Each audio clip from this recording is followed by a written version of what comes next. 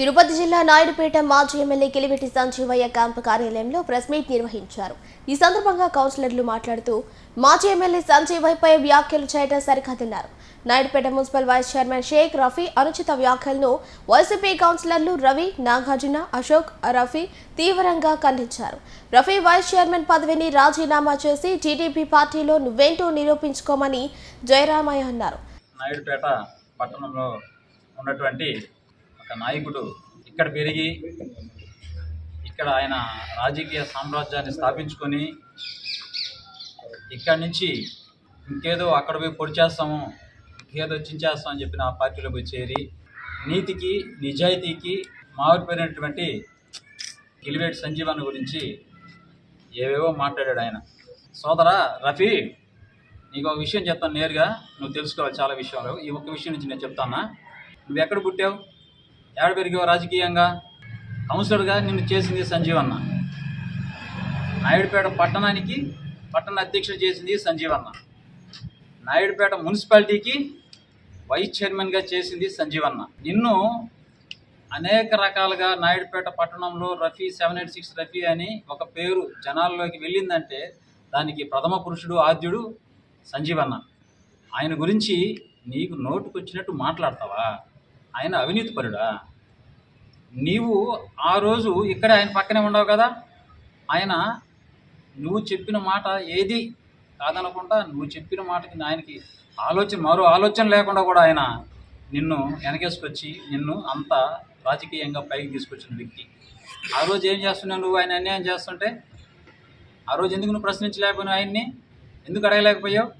నిన్ను రాజకీయంగా ఆయన ఎదగనీయకుండా చేయాలంటే ఆయనకి పెద్ద పని కాదు. ఆ రోజుల్లో నువ్వు పడుతున్న కష్టాలకి, నువ్వు పడుతున్న నష్టాలకి, నువ్వు చేసిన వ్యాపారాలకి, నువ్వు చేసినటువంటి అప్పులకి బ్యాంకుల దగ్గర నుంచి హైదరాబాద్ నుంచి నాయుడుపేటకు వచ్చి R&B గెస్ట్ హౌస్లో మీటింగ్ పెట్టుకున్న అన్ని రోజులు కూడా సరే ఆయన కాళ్ళు మొక్కలేదా నువ్వు? నన్ను సహాయం చేయమని, నన్ను కాపాడమని చెప్పి నువ్వు పడలేదా ఆయన్ని?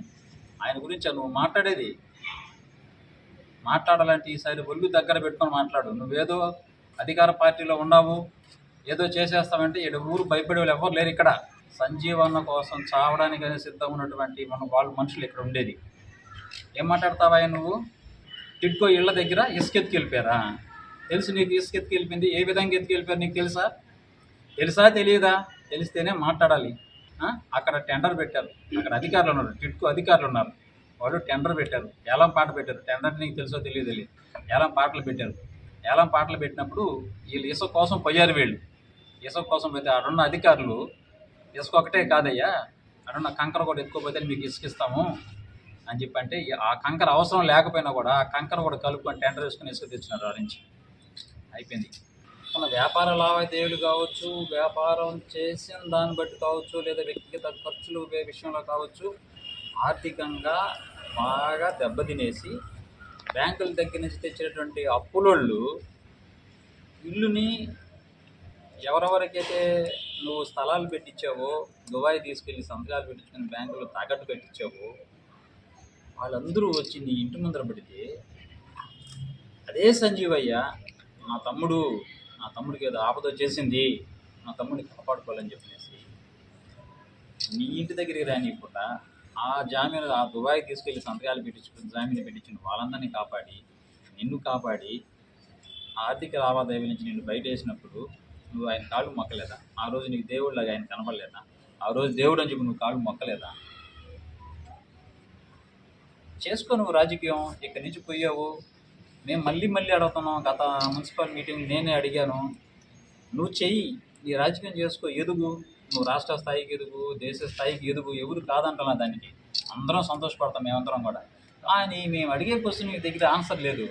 నిన్నగాక మొన్న మీ పార్టీలో నుంచి ఎమ్మెల్సీ పదవికి పోటీ చేసి వెళ్ళినటువంటి వ్యక్తులు ఆ పార్టీలో, అంటే మీరు బాగా గమనించాలి విలేకరుల సోదరులు, ఇక్కడ ప్రతిపక్షంలో మేమున్నాం, పాలక పక్షంలో వాళ్ళు ఉన్నారు.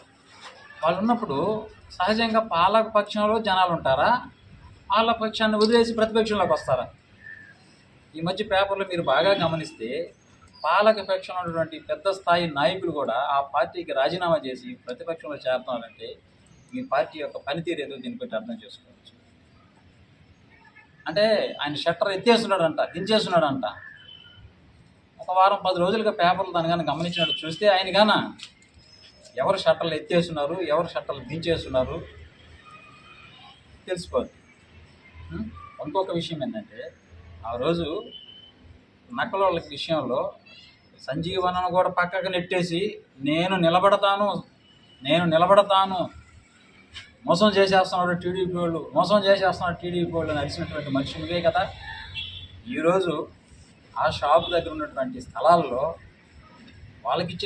ప్రభుత్వం వాళ్ళకి ఇచ్చినటువంటి స్థలాన్ని వదిలి వాళ్ళు ఒరిజినల్ కొట్లు కట్టుకుని ముందు ఆక్రమించుకొని వచ్చి ఈ కొట్ల మీద చేసి ఆ కొట్టులో నువ్వు బ్రాంచ్ షాప్ పెట్టుకొని నువ్వు వ్యాపారం చేస్తూ ఆడున్నటువంటి నక్కలని ఈదుల మీద పడేసి చేసేవాడు నువ్వు. నీతి గురించి, నిజాయితీ గురించి మాట్లాడేది, సంజీవన గురించి మాట్లాడేది. ఏదైనా ఒక అర్థం ఉండాలి. ఏం మాట్లాడితే ఎంత స్థాయికి ఎదిగినా కూడా ఎక్కడి నుంచి మొదలైందో మన జీవితం అనేది మనం మర్చిపోకూడదు. నాయుడుపేట పట్టణంలో జనాలు బాగా గమనిస్తున్నారు. నువ్వేదో ఆశ పెట్టుకొని మనం ఏదో చించేస్తాం, పొడిచేస్తాం, నాయుడుపేటను ఏలేస్తాం. ఎవరు జనాలు అంత అమాయకంగా ఏం లేరు. నీ కోరిక కూడా తొందరలో నెరవేరుతుంది, దానికి కూడా తొందరలో దగ్గరలోనే ఉండాలి, దానికి కూడా రోజులు. నీ కోరిక నెరవేరుతుంది అని మేమందరం నెరవేరాలని మేము కూడా అనుకుంటున్నాం అని ఒక మాట చెప్తున్నాను. రఫీ, చాలా చిన్నప్పటి నుంచి నేను చూస్తున్నాను నిన్ను. నీ స్థితిగతులు తెలుసు, నీ ఫ్యామిలీ స్థితిగతులు మాకందరికీ తెలుసు. నువ్వు ఈరోజు ఏదో భగవంతుడు నిన్ను కరుణించి ఏదో ఏ రూపంలో ఒక రూపంలో 10 రూపాయలు నీకు వచ్చేలాగా చేశాడు దేవుడు. దాన్ని నువ్వు సద్వినియోగం చేసుకోలేక విడిచిపడుతున్నావు. విడిచిపడేవాడు ఎవరు కూడా తొందరలోనే అంతమయ్యే రోజు దగ్గరలో ఉన్నాయి. ఈ మాట మేము ఎందుకు అంటున్నామంటే, నిన్ను పెంచి పోషించే సంజీవనని ఏకవచనంతో నువ్వు మాట్లాడుతున్నావు చూడు. ఏకవచనంతో అయినా నీకు తెలుసు తెలియదు, నేను అనకూడదు ఆ మాట. ఏకవచనం బహువచనం అయినా నీకు తెలుసు తెలియదు, మాకు తెలీదు. నేను చెప్తున్నా, సంజీవన్న అన్న అనేటువంటి నీవు ఈరోజు సంజీవయ్య అనే స్థాయికి వచ్చావంటే అక్కడే నీ పతనం మొదలైంది. ఈ విషయాన్ని బాగా గుర్తుపెట్టుకొని నీ స్థాయికి మించిన వాళ్ళతో నువ్వు మాట్లాడుకో. ఎవరు చెంచాలి కాదు ఇక్కడ, నీకన్నా ఎవరు తక్కువ కాదు ఇక్కడ మాట్లాడే వాళ్ళలో కూడా నీకన్నా మంచి కుటుంబాల నుంచి వచ్చిన వాళ్ళు ఒకవేళ నీకు స్థాయి ఈరోజు వచ్చి ఉండొచ్చు. వాళ్ళు ఇక్కడ ఉన్నాడు, చెంచాలు ఎవరు కాదు ఇక్కడ. కాబట్టి ఒళ్ళు జాగ్రత్త గురించి మా ఎమ్మెల్యే గారు కానీ మేము కానీ కూర్చుంటాం. నువ్వు కూర్చునే దమ్ము ధైర్యం నీకుందా? ప్రజెంటు నువ్వు అవినీతి గురించి మాట్లాడావు కదా. ఈ రోజు కానీ రేపు కానీ ఎల్లుండి కానీ ఎప్పుడైనా కూడా సరే మా ఎమ్మెల్యే తరపున మేము కానీ కూర్చుంటాం. అవినీతి గురించి మాట్లాడే దమ్ము ధైర్యం నీకుందా? మాట్లాడుకున్నావు, కూర్చొని వస్తావా? అవినీతి గురించి మాట్లాడేదానికి వస్తావు నువ్వు? ఇసుక గురించి మాట్లాడతావు, బండి 30 రూపాయలు వసూలు చేశారంటావు. అయ్యా నీకు తెలుసో తెలియదు, ఆ రోజు నీ చెవుల్లో నీ కళ్ళల్లో ఏముందో మాకు తెలియదు. బండికి 10 రూపాయలు వసూలు చేశారు. అది కూడా ఎందుకు వసూలు చేశారో తెలుసా? ఆడ ఒక మనిషిని పెట్టారు. ఉదయం 5వ గంటకో 3వ గంటకో తాళం తీసి 10వ గంటకు తాళం వేసి అని చెప్పి ఒక మనిషిని పెడితే ఆయనకి జీతం ఇవ్వాలి కాబట్టి బండికి 10 రూపాయల లెక్కన వసూలు చేస్తున్నారు. ఈ రోజుకి అదే పని జరుగుతుంది. ఒక జీతం అతనికి ఇస్తూ ఉన్నారు. అధికారం వచ్చిన మరుసటి రోజే నాయుడుపేటలో ఎన్ని ఇసుక ట్రాక్టర్లు తిరుగుతున్నాయో కళ్ళు పోయి ఉన్నాయా? నీకేమన్నా కళ్ళు పోయి ఉన్నాయా నీకు? అవినీతి గురించి నువ్వు మాట్లాడతావా? అవినీతి గురించి నువ్వు మాట్లాడేది, సంజీవన గురించి అవినీతి గురించి నువ్వు మాట్లాడతావా? ఇంకొక మాట అంటావు, షట్టర్లు ఎత్తేస్తున్నాం, షట్టర్లు మూసేస్తున్నాం అని చెప్పాను. ఎత్తిపెట్టు, రేపు టైంచి ఎత్తిపెట్టు. నువ్వు షట్టర్లు ఎత్తిపెట్టబ్బా, ఎత్తిపెట్టు. ఎంతమంది వచ్చి నీ దగ్గర వచ్చి నీ పార్టీలో చేరతారో చూద్దాం. అనిపిస్తుంది, మాకు తెలుస్తుంది కదా. షట్టర్లు దించేస్తున్నారు, మూసేస్తున్నారు మాట్లాడటం. అంత దూరం మాట్లాడతావు నువ్వు. నీతో పాటు పనిచేస్తున్నటువంటి, నీతో పాటు వ్యాపారం చేసినటువంటి నీ స్నేహితులు ఈరోజు నీ దగ్గర ఎంతమంది ఉన్నారాయా? నువ్వు నీతి మంత్రులు, నిజాయితీ మంత్రులు అయితే ఏడైపోయినట్లు అందరూ నీతో కలిసి వ్యాపారం చేసి, నీతో కలిసిన వాళ్ళు వ్యాపారం చేసి చాలామంది ఉన్నారు కదా. నాయుడుపేట టౌన్లో చాలామంది ఉన్నారు కదా. మరి ఈరోజు అంత ఎటపోయారు వాళ్ళు. నువ్వు నిజాయితీ పడేది నీ కాళ్ళు లేకుండా ఎందుకు మీరు ఎట్ట వెళ్ళిపోయారు వాళ్ళందరూ? అదేమనంటే ఈయన మానవ రోషం ఉంటే రా, మేము వస్తాం. ప్రతి కంపెనీ కాడికి మేము వస్తాం. నీకు దమ్ము ధైర్యం, నీవు నిరూపించే శక్తి సామర్థ్యం నిరూపించగలవా? నిరూపిస్తావా? చేతకాని మాటలు, చేతకాని చేష్టలు చేయబాక. నువ్వు ఇక్కడి నుంచి పోయావు, ఈడ మొక్కై వెలిగావు, ఒక చెట్టు వెళ్ళి అక్కడ పోయినావు. ఆడ పోయిన తర్వాత నీకేదో అక్కడ ఒరగ పెడతారంటే ఎన్ని ఓళ్ళు అంత ఒరగ పెట్టే స్థాయిలో నీకు లేరు అక్కడ. నీకు తెలుసో తెలియదు, తెలుసుకోవాలి. నువ్వు తెలుసుకునే జ్ఞానం నీకుందో లేదో మాకైతే తెలియదు, తెలుసుకోవాలి. ఎందుకంటే నువ్వు ఇక్కడి నుంచి పోయినావు, ఎదిగో ఏడు నుంచి అక్కడికి పోయినావు. ఇక్కడికి ఆడికి వెళ్ళిన తర్వాత ఇక్కడ వాళ్ళు తిడుతున్నావు నువ్వు. వాళ్ళకి కూడా తెలుసు ఈడు ఈరోజు వచ్చున్నాడు, రేపు ఏదైనా పొరపాటుకి ఇక్కడి నుంచి మళ్ళీ ఇంకో దగ్గరికి వెళ్ళేటప్పుడు మనం ఇదే మరి గడవడంలో కాలనీ వాడిని ఎంతవరకు పెట్టాలి అంతవరకు పెట్టాలని చెప్పి కూడా అనుకుంటారు. ఈ విషయం నువ్వు తెలుసుకోవాలా. ఎదగాలనుకున్నాడు, ఇది కాదు పద్ధతి. నీతి, నిజాయితీ, విలువలతో కూడిన రాజకీయాలు చేయాలి. నువ్వు అవేవి చేయకుండా నోరుంది కదా అని చెప్పి ఏదంటే అది మాట్లాడటం. ఈరోజు మాట్లాడుతున్న అవినీతి గురించి నువ్వు ఆ రోజు నువ్వు పక్కనే ఉండవు కదా. ఆ రోజు ఏమి నీ నిజాయితీ, ఈరోజు నిజాయితీగా మాట్లాడుతున్నావు. వెంకటగిరి రాజా గారు అన్నావు. వెంకటగిరి రాజా గారి దగ్గర ఒక్కొక్కరి దగ్గర నువ్వు ఎంతెంత డబ్బులు వసూలు చేసుకున్నావు మాకు తెలుసయ్యా. నీ నీతి గురించి, నీ అవినీతి గురించి మా దగ్గర చెప్పించుకోవాక.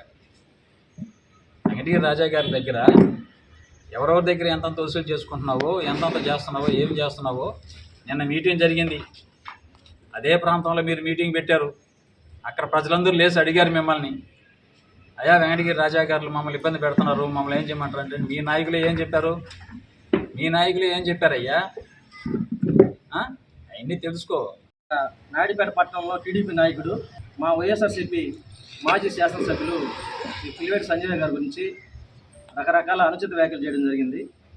ఆయన మాట్లాడిన మాటలు చూస్తే అసలు ఆయనకైనా అర్థమవుతుందా లేదా అనే మాకు సందేహం కలుగుతుంది. మొట్టమొదటిగా ఆయన అంటాడు, సంజీవయ్య వాళ్ళ అనుచరులు కలిసి జగన్మోహన్ రెడ్డి మీద కేసు వేశారు కాంట్రాక్టర్లు అని అంటాడు. సరే, ఆ విధంగా అన్నాడు. మళ్ళీ కొద్దిసేపు తర్వాత ఈ బిల్లులు రాదని చెప్పి రాష్ట్రంలో అందరూ తిరుగుబాటు చేసి జగన్మోహన్ రెడ్డి మీద కేసులు వేసి హైకోర్టులు వేసి ఈ బిల్లులు తెచ్చుకున్నారు అన్నాడు. అంటే నీకు మైండ్ ఉందా? నియోజకవర్గంలో అంటే ఎమ్మెల్యే గారు మీరు చెప్పావు, రాష్ట్రం అంతా వేసారు అన్నారు. మరి రాష్ట్రం అంతా కూడా సంజయ్ గారు పోయి వేయించారా? ఏదో రచ్చబండ కాడ పేపర్ చదివి మాట్లాడినారు కానీ వాస్తవాలు ఏంది, నిజాలు ఏంది మాట్లాడాలనే ఉద్దేశం అసలు లేనట్టుంది. అట్లా మాట్లాడారు. నిన్న ఒక మాట అంటాడు, సంజీవయ్య నీకు ముఖ్యమంత్రి చంద్రబాబు నాయుడు, జగన్మోహన్ రెడ్డి కూడా ముఖ్యమంత్రి చంద్రబాబు నాయుడును అని చెప్పేసి అంటాడు. భరత్ అనే సినిమా మేము కూడా చూసాం. డైలాగులు చాలా ఉన్నాయి చెప్పాలంటే, అందరికీ తెలుసు. అంతకుముందు జగన్మోహన్ రెడ్డి కూడా మీ అందరికీ ముఖ్యమంత్రి. నువ్వు ఇక్కడి నుంచి ఎదిగిపోయినాడువే. ఆ జగన్మోహన్ రెడ్డి పార్టీ సంజయ్ గారు మీకు ఈరోజు కౌన్సిలర్ పదవి ఇచ్చి, పట్టణ అధ్యక్షుని ఇచ్చి, వైస్ చైర్మన్ చేస్తే ఈరోజు మీ ఆ స్థాయిలో ఉన్నారు. ఆ రోజు ఎంతోమంది వైసీపీలో ఉన్న పెద్ద నాయకులను కూడా కాదనుకొని మీకు పట్టణాధ్యక్షుడు ఇచ్చాడు. ఆ రోజు నీ పట్టణాధ్యక్షుడు ఇవ్వడం కోసం ఎంత పెద్ద గొడవ జరిగిందో అందరికీ తెలుసు. దాంట్లో ప్రత్యక్ష సాక్షి నేనుండా. ఆయనకి కావాల్సిన వాళ్ళు కూడా ఆయన వదులుకున్నాడు. కేవలం నీకు కష్టపడ్డావో ఏదో పార్టీని నమ్ముకొని ఉన్నామని కోసం. ఈరోజు అటు పక్కకు పోయి ఆయన మీద అనుచిత వ్యాఖ్యలు చేసి సంజీవయ్య అని పేరు పెట్టి, సంజీవయ్య సార్ అనే దగ్గర నుంచి సంజీవయ్య అని పేరు పెట్టే స్థాయికి వెళ్ళిపోయారంటే మీరు ఆలోచించుకోవచ్చు. మీ నాయకులు కూడా పక్కన వాళ్ళు కూడా అర్థమవుతుంది. వెనకాల జరిగి కొంతమంది నవ్వుకుంటారు, కానీ రేపు ఇదే మనకు జరుగుతుంది అనే విషయం వాళ్ళకి తెలియదు. ఖచ్చితంగా వాళ్ళకి కూడా జరుగుతుంది. ఇంకా పాయింట్లు మాట్లాడుకొచ్చే అన్న చెప్పినట్టు ఇసుక అన్నాడు. మీరు ఆ మున్సిపాలిటీ మీరు ఉన్నారు కదా, వైస్ చైర్మన్, మీరు మున్సిపాలిటీ దాంట్లో ఉన్నారు కదా, ఆ రోజు ఆమోదం తెలిపినప్పుడు 10 రూపాయల గురించి మీరు ఎందుకు మాట్లాడలేదు? ఈరోజు దోచుకున్నారు, అది కూడా అబద్ధపు మాట. 30 రూపాయలు అని చెప్పాడు. 10 రూపాయలు అది కూడా మెయింటెనెన్స్ కోసం, అక్కడ ఉండే శాలరీలు ఇవ్వడం కోసం చెప్పాడు. దాన్ని మీరు మున్సిపాలిటీలో ఉన్నారు కదా, మీరు కూడా ఒక అభ్యర్థే కదా, దాన్ని మీరు ఆ రోజు అడ్డుకోవచ్చు కదా. ఈరోజు మాత్రం దాన్ని ఒక ప్రతి ఏదో ఆ డబ్బులు తీసుకొచ్చి సంజీవ్ గారికి ఇస్తున్నట్టు మాట్లాడతారు. నాకు అర్థం కాదు. అది ఎంతవరకు సబబు? అది అంటే ఏదో ఒక బురద జల్లాలనే ఉద్దేశమా, లేదంటే ఎట్లా అయితే మాకు అది అర్థం కావట్లా. తర్వాత ప్రెస్ మీట్ పెడతాను, మీరు తొత్తులతో ప్రెస్ మీట్ పెట్టించి అంటాడు. అంతకుముందు సంజీవన కానివ్వండి మీరు కూడా ఒక తొత్తే, అది కూడా గుర్తుపెట్టుకోవాలా. ఈరోజు అక్కడికి వెళ్ళిపోయి పెద్ద లీడర్ అయిపోయారని చెప్పి అనుకుంటే అది కుదరదు. 10 కోట్లు ఇసుక అమ్మేశారు అని అంటారు. ఇప్పుడు శ్రీసిటీలో మీరు 1 కోటి రూపాయలకి ఇసుక మీరు కాంట్రాక్ట్ కుదిస్తున్నారు, అది ఫెయిల్ అయిపోయింది. ఆ అక్కస్తో ఏదో ఇక్కడ మాట్లాడుతున్నట్టున్నారు. అంతకుముందు దొరవసత్వం దగ్గర తనేలకి మధ్యలో ఒక ఇసుక దెబ్బ, పెద్ద దెబ్బ ఉంది. అసలు మాయం అయిపోయింది అది ఎలక్షన్ వచ్చిన వెంటనే. అది ఎక్కడ పోయింది ఇప్పటికి తెలియదు. టౌన్లో ఎన్ని ఇసుక బండ్లు జరుగుతున్నాయి, ఎన్ని కాటన్ ఇవి జరుగుతున్నాయి. సిండికేట్ అయిపోయింది. నక్కలోళ్ళ విషయానికి వస్తే నక్కలోళ్ళకి ఆ రోజు నేను సపోర్ట్ కొంటానని చెప్పి నిలబడి, నక్కలోళ్ళతో నేను పోరాడుతానని చెప్పి నిలబడి, ఈరోజు బ్రాందీ షాప్ అక్కడ తీసుకొని ఆ నక్కలోళ్ళని పనిపెట్టుగా అక్కడి నుంచి ఏమంటే డివైడర్ల మీద కూర్చోబెట్టి స్థాయికి తెచ్చింది మీరే వాళ్ళని. ఆ రోజు ఏమో నిలబడ్డారా అని చెప్పి వాళ్ళకి మాయ మాటలు చెప్పి వాళ్ళని ఇది చేసుకొని ఆ పని చేశారు. మీరు పోయిందే కొత్తగా. అసలు మీరెవరు కూర్చున్నాదని చెప్పి అడుగుతున్నారు మిమ్మల్ని అక్కడ ఉండే టీడీపీ నాయకులు. మీకు ఇప్పటివరకు పదవి కన్ఫామ్ కాల. మీరేం షర్ట్లు ఎత్తేది తీసేది, ఎత్తినా కూడా ఎంతమంది లాక్కుంటారు చూడమా? ఎవరు వస్తారు పార్టీలకు? మీరు షర్ట్లు ఎత్తే వచ్చేసి ఉండరా? ఇది మీరు అనుకున్నట్టు అధికారంలో ఉంటే ఒక పార్టీకి మారిపోయి టీడీపీ జనసేన నాయకుల పార్టీ కాదు, వైఎస్ఆర్సీపీ పార్టీకి. ఇది వైఎస్ఆర్సీపీ కుటుంబం అనే ఒక ఫీలింగ్ ఉంటుంది అందరికీ. ఉంటే దీంట్లోనే ఉండాలా, లేదంటే పార్టీ వదిలేసుకొని రాజకీయాలు వదిలేయాలని ఆలోచన ఉంటుంది తప్పితే కొంతమంది మాకు మీరు అన్నారు చూడు సంజీవన్ చుట్టూ చిల్లర కాకులు ఉన్నారని. ఆ చిల్లర కాకులు ఏమి ఇక్కడే ఉన్నాయి. మీరు ఒకడే చిల్లర అన్నను పొడిచేసి వెళ్ళిపోయారు. మీరేంటంటే అన్నను పొడిచేసి వెళ్ళిపోయింది కాకి. చిల్లర కాకులు ఏమి ఇక్కడే ఉన్నాయి, అన్నకాడ అన్నతో పాటే ఉన్నాయి. రఫీభాయ్, ఈరోజు ఈ స్థాయిలో ఉన్నామంటే సంజయ్ గారి పుణ్యాన. సంజయ్ గారు ఇచ్చిన పదం నువ్వు పెట్టుకొని వైస్ చైర్మన్ నేను అని బోర్డు వేసుకుంటున్నావు. ఇప్పటికీ వైస్ చైర్మన్ నీకు ఒక పేపర్లో పసం పెట్టుకుంటున్నావు. దీనికి ముందు రాజీనామా చేసి నీకేమున్నది అక్కడ నిరూపించుకో.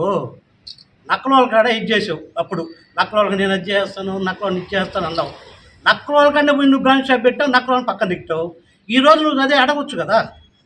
అదే నక్కలకి నేను ఇక్కడ సపోర్ట్ స్థలం తీస్తాను, ఈ నక్కలకి నేను ఏర్పరుస్తాను అని నక్కలకి ఇచ్చేవచ్చు కదా. అది మర్చిపోయినావు. నీలో ఉన్న నీ టీడీపీలో ఉన్న నాయకులే నిన్ను చీ అంటున్నారు. అది గుర్తుపెట్టుకో. ముందు నువ్వు చేసే పనులకి నీలో ఉన్న టీడీపీ నాయకులే నేను చీ అంటున్నారు. అది గుర్తుపెట్టుకొని నడుచుకో. మా సంజీవయ్యని అడిగేంత స్థాయి నీది కాదు.